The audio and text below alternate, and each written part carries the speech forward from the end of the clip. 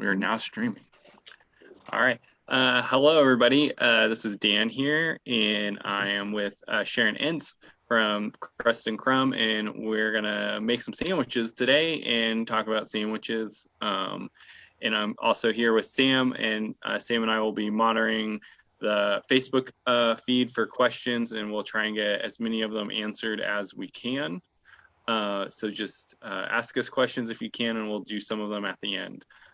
But just as a heads up, our next adult program will be on June 23rd, so next Tuesday. It'll be our photography group, and they will be having Sean Tomlinson talk about photography at Quivira in Cheyenne Bottoms. And then on July 8th, the Harvey County Historical Museum will be here, and they will be telling us the story of a unique item in the library or in the museum archives. So that'll be really fun. But I'll go ahead and pass it on to Sharon, and we can get started, and maybe we can answer the age-old question if you should cut your sandwiches as a square or a triangle. I'm on the triangle side. I don't know about anybody else. All right then. Well, thank you, Dan and Newton Public Library, for inviting me to give a little sandwich talk.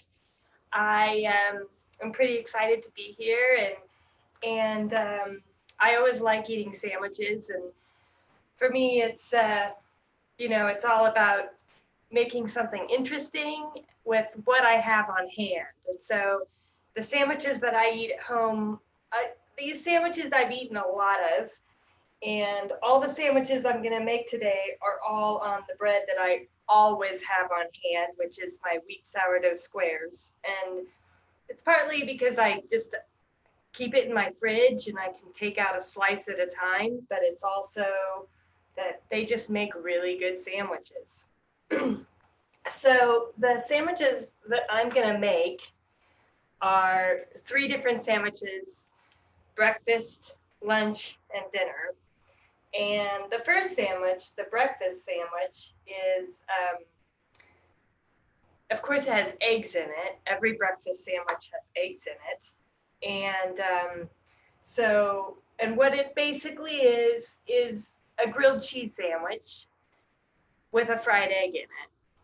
And I've made a couple of different variations. Recently, I read a variation that uses scrambled eggs, and you would scramble it with some cream cheese in it to make it extra creamy, which is really good. But I'm just going to make my classic one with just a fried egg in it. And you might say, that's boring. I can do something better than that. And I've said that before. And I've put all sorts of schmutz in there, different veggies and, bacon and herbs. But it just is really good, just plain and simple. And so I encourage you just to try a grilled cheese with a fried egg. So how I fry an egg, usually when I fry an egg, I like it to be over easy or sunny side up. And I've made a lot of sandwiches with sunny side up or over easy eggs. And and I've taken them to work with me, driving, eating my sandwich. And I'm like, wow, I did pretty good. But before too long, I'll look down and I realize that I have a big yellow blob of yolk on my shirt. So I've learned that you can't make a sunny side up egg sandwich. At least that's my experience.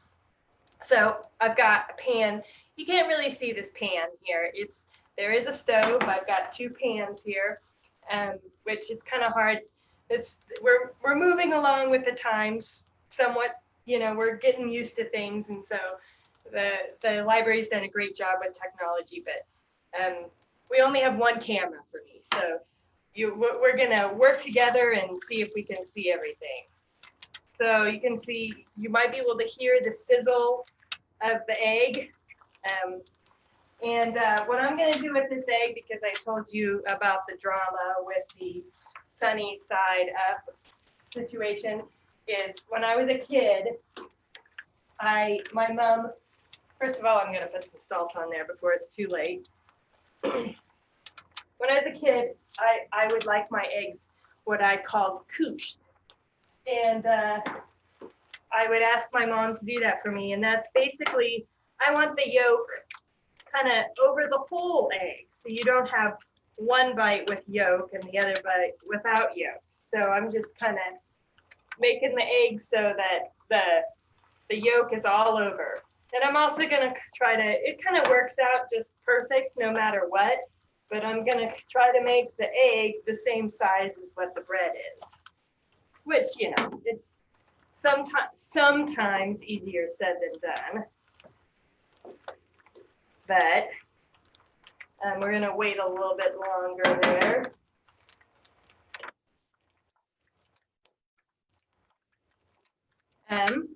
And then I'm gonna get the bread burner going here so it can start doing its thing.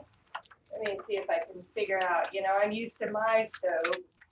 Got to get used to somebody else's stoves. All right, so I'm gonna attempt to flip this egg here. You'll get to see what kind of professional I am. Almost. So close. And then, well, you know, we make do with what we have. There, not too shabby.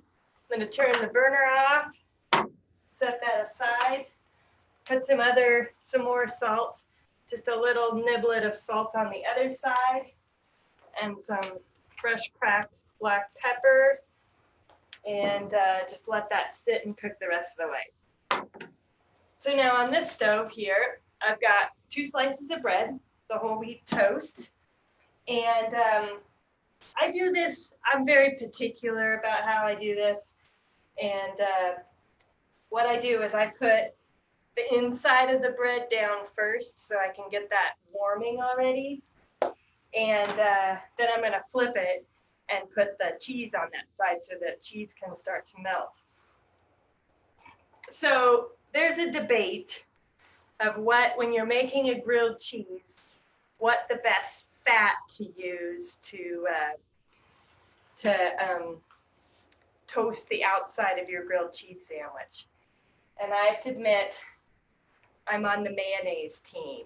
I just watched a video of somebody making some grilled cheese, and they actually did a little taste test. They toasted one with mayonnaise and one with butter, and they said the mayonnaise one does toast up faster, which is a good thing. But they said that they liked the flavor of the butter one better, and they said the butter is crunchier and the mayonnaise one is crispier. I don't know which is better, but I always, you know, butter, the tricky thing about butter is I keep my butter in the fridge. And so it's kind of hard to get your butter melted enough to get it spread nicely. Whereas mayonnaise is kind of always ready to go, ready to make a sandwich. And I'm also really particular about getting every little inch of bread spread with mayonnaise. I just feel it's really important. But you know, it all goes to the same place, really. I need a little more here.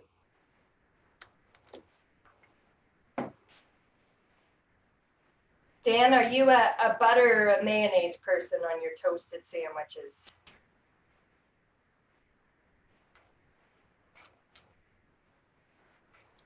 I am generally a butter person, but I'm definitely trying mayonnaise now. Oh, good. Yeah, yeah. It's kind of just easy peasy, you know? Yeah. So I don't know how much you can see this, but I do have my mayonnaise spread all over, and I can kind of feel that the heat has heated all the way through. So I can flip these toasts over now, and I can hear the sizzle. I don't know if you can. So the cheese I'm going to use here is provolone. Just 2 slices of provolone.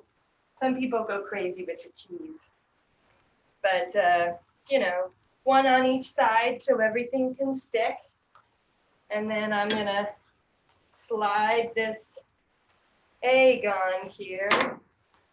Let me see if we can get a little shot of that. There's egg and cheese, and you can kind of see that that cheese is starting to melt there. And so now I can flip it all together. And there's starting to be some browning there, but it's taking its little time.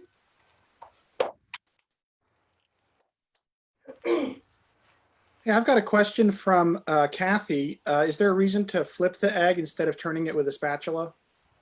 Well, you know, flipping is fancy for one, but I mean, it's either way is tricky, but I feel like I'm more successful flipping it, you know, all the way over. And also I'm pretty particular about how I cook my eggs. I don't like my eggs overcooked. And so the underside of the egg isn't like super crispy and hardened. It's kind of hard to flip with a spatula. So I fixed it with a spatula, but I didn't flip it with a spatula. Thank you so much for that question, Kathy. I hope that helps a little bit. All right, this really does seem like it's getting toasty. Oh yeah, very toasty. Maybe I need to turn this down a little bit. So you see that we got some toastedness going on there. So I did post about this talk yesterday, and there were some very strong opinions on the question I asked of whether to cut it diagonally or straight. And not one person was on the straight team. Everybody was diagonal, which I can understand. I totally agree with. But you know, it's there can be arguments either way. Sometimes I've found that when I'm trying to put a thick sandwich in a bag to take somewhere else, a diagonal cut, you know, it's easy to lose some of the shrapnel from the inside of the sandwich, but it's a lot more fun eating a diagonally cut sandwich. Let me flip this one more time, see what we got going on. Oh yeah, we're quite warm. I'm not used to this kind of stove here. So, but I do like things toasty, as some of you may know, but there's my sandwich. I'm just gonna take it off of there, and we're gonna move it over here. You can kind of look and see there's some nice cheese gooey going on there.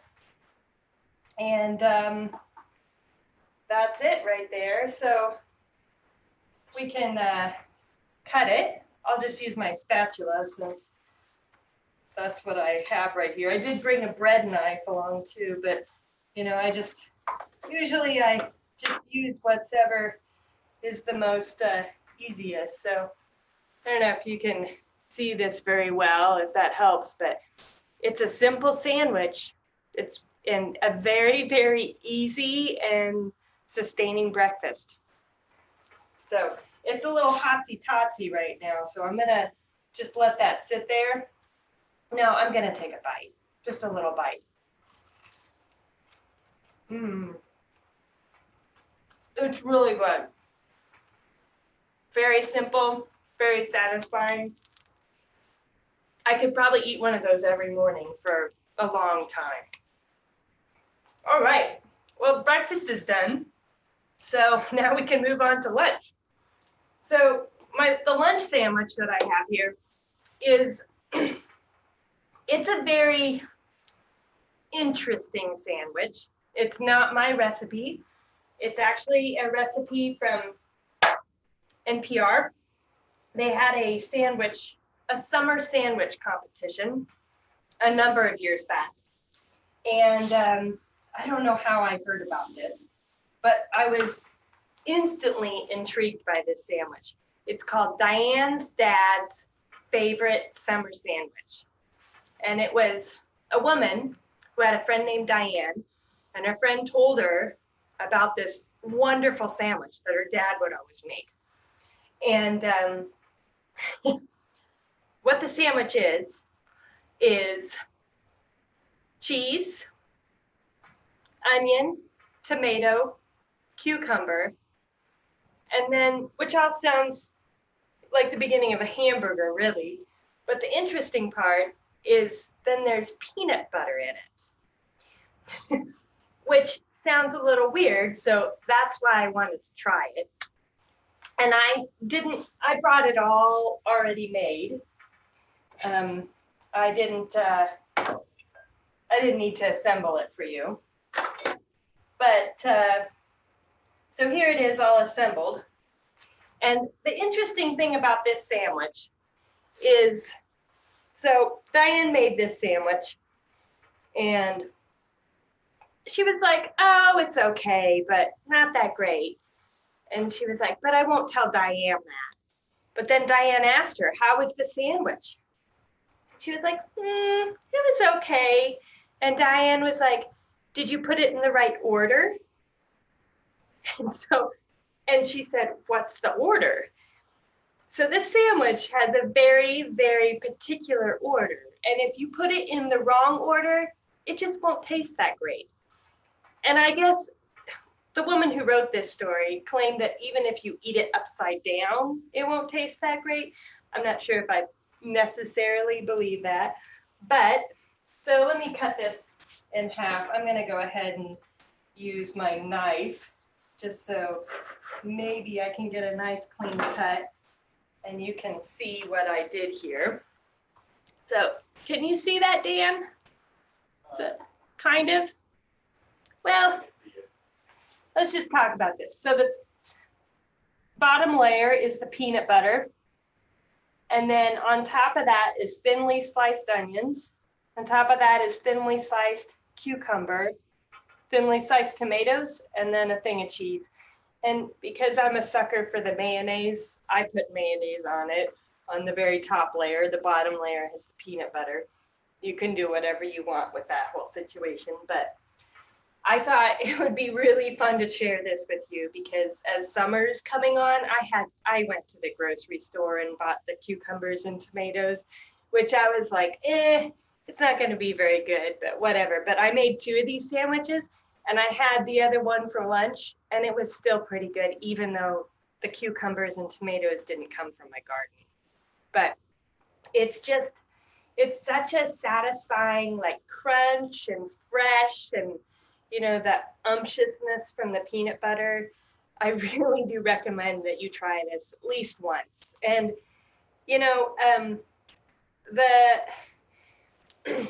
I really do like making the sandwich for a few hours ahead of time. And I do that a lot with sandwiches. I think that just letting the flavors meld together and kind of the juices meld together can really make a nice sandwich that is a lot more cohesive than one that you just eat and make and eat right away. It's like going on a picnic. You make your sandwich ahead of time. So I hope that you'll be able to try that sandwich and enjoy it. So my last sandwich, dinner time, is this is a brick that I took to the bakery and I lined it in 2 things of foil. I don't know if, I love paninis. You can't go wrong with a panini. And, if you have a fancy panini maker, you don't need to get a fancy brick. But I don't have a fancy panini maker. So I just use a brick. But what we're gonna do is make our dinner sandwich. And the dinner sandwich that I'm going to make has, I make these other 2 sandwiches all the time, but, if I'm going to make myself a panini for dinner, it's just going to be out of what I have in the fridge. Now, I kind of dreamt up something that I thought would be really good. The one thing that I was really wanting to try is a red pesto recipe that I had recently found. I always want to try things that are new and different. That's how I roll. So I made a red pesto And I was like, well, what would be the most interesting thing to put with this red pesto? So that's what this sandwich is all based around. So we're gonna do the mayonnaise again. A little mayonnaise going on. And there's still a lot on the bottom of the pan, so I feel like we can really put just a small amount on here. On the outside layer, and then we'll flip it over. And you'll notice that I have this brick on the pan already because the brick is warming up. And what that's doing is allowing us to kind of, it'll cook faster and it'll get squished into a nice flat sandwich. So we'll do that, and then I'll grab my red pesto. And so the ingredients in this pesto is anchovies, garlic, olive oil, walnuts, tomato paste, Fresno chilies, which are just kind of mildly spicy, lemon juice, and Parmesan. So it's somewhere between a Caesar salad and a pesto and a tomato sauce, which I think will be really good. What I'm doing it with is turkey, provolone, some grilled zucchini, and the pesto. So I think it'll be really nice. We'll see. And I also, the recipe didn't call for this, but I have, right now is garlic scape season. And so I put some garlic scapes in here, chopped up and sauteed.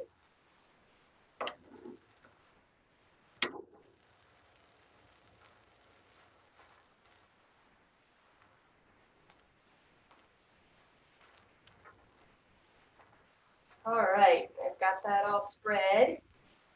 And then we'll do the 2 layers of cheese again. So both sides get the cheesiness. And then I've got some turkey. I'm not one that puts a lot of meat on my sandwiches. I like the flavor, but I don't need it to be super meaty. So I'm just going to put 1 layer on it. You can do whatever you want. And this is some oven roasted turkey. And then this morning I grilled some zucchini. So I put lots of veggies on and less meat. That's how I roll. So 3 slices of zucchini. And then we'll put the top on, which that cheese is already real melty. I don't know if you've seen what I'm doing here. I'm keeping everything a little secret. So, and then we'll just stick this brick on top. I don't know if I can lift this up and show you what I'm doing here. Show you my muscles. And we'll just let that cook for a little bit. We'll see how it goes. Maybe we can scooch it to the center so it cooks evenly. There we go. While we let that cook, do we have any more questions or comments? Did you get the brick from Williams Sonoma? No, I didn't. I got it. It is wrapped in tinfoil, but I have a supply of bricks. I'm a gardener, and I've dug up a lot of my backyard, and I keep on finding bricks that have been buried in the past in my backyard. So they're carefully washed by the rain and then covered in multiple layers of tinfoil, and they work just great. On the sandwich cutting debate, we had one comment. I've lost track of it, but they said that they cut peanut butter and jelly sandwiches in rectangles and other sandwiches in triangles. So. Oh, interesting. There's a rectangle team there.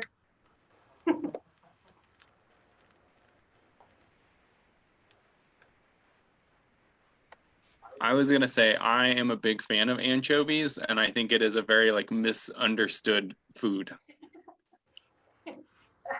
I had decided to cover this pesto up when I had it uncovered at first, but I decided to cover it up because I could really smell the anchovies. I always think they have like such a great like kind of like oily like salty spicy flavor like and I think they're so great on pizza, but I just think it's like a good like flavorful like fish thing that people just immediately like don't are not into. I know. I get it. It's umami is what it is. It makes it so delicious. All right. I'm gonna try to flip this, buddy. We'll see how it's doing on the underneath side. Ooh, it's looking so good. Just put that on there like that for a little bit longer. Yeah, like I haven't tasted this pesto yet, just a little bit, but in something else, I don't think we'll even taste the anchovies, but the smell was really coming through. I think that most people don't even realize that Caesar salad has anchovies in it, but that's what makes Caesar salad so delicious. Could you run down the list of the ingredients in the pesto again? Yeah, so it's 6 anchovies, 4 cloves of garlic, 3/4 cup of olive oil, half cup of walnuts, and you would saute all those ingredients together and then add 3 tablespoons of tomato paste, 2 Fresno chilies. What I did for this is I roasted them and then peeled them and took the seeds out. 3 tablespoons of lemon juice and 3 ounces of Parmesan. And I've got an immersion blender that I just dipped it up. And then I put the garlic scapes in afterwards and some salt because it needs a little bit more salt. All right, let's take a look at this, buddy. Usually from time to time, I've made a lot of sandwiches with bricks, and the bricks can get really hot. I'm glad that it was letting me touch it without getting burnt. I feel like I'm not. So there's my sandwich there.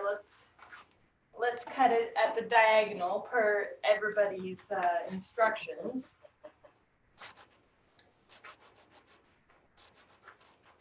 I wish that maybe someday, in a year from now, the library will invite me back and I can make sandwiches for everybody. But these sandwiches are just for me. So you can kind of see what it looks like on the inside. It looks really good. You can see all the ingredients there. It got nice and squishy like a panini. And it's nice and toasty on the outside.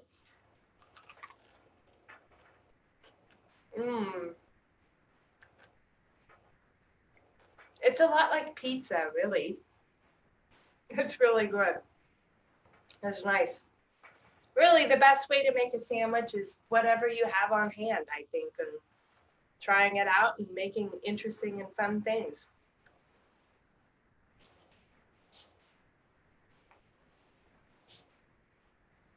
So, these are my sandwiches for you. I hope you have fun cooking. Neat. Well, does anybody have any more questions? Keep in mind there's about a 20-second delay between we're on like a 20-second delay, so take a minute to come through the answers. But Marianne did ask, are these on the menu at Crust and Crumb, or might you put some of them on the menu? Well, I like sticking to making bread at work and making sandwiches at home. I do cook at the Prairie Window concert series and make sandwiches there, but so far I'm just a bakery at Crust and Crumb. But thanks for asking.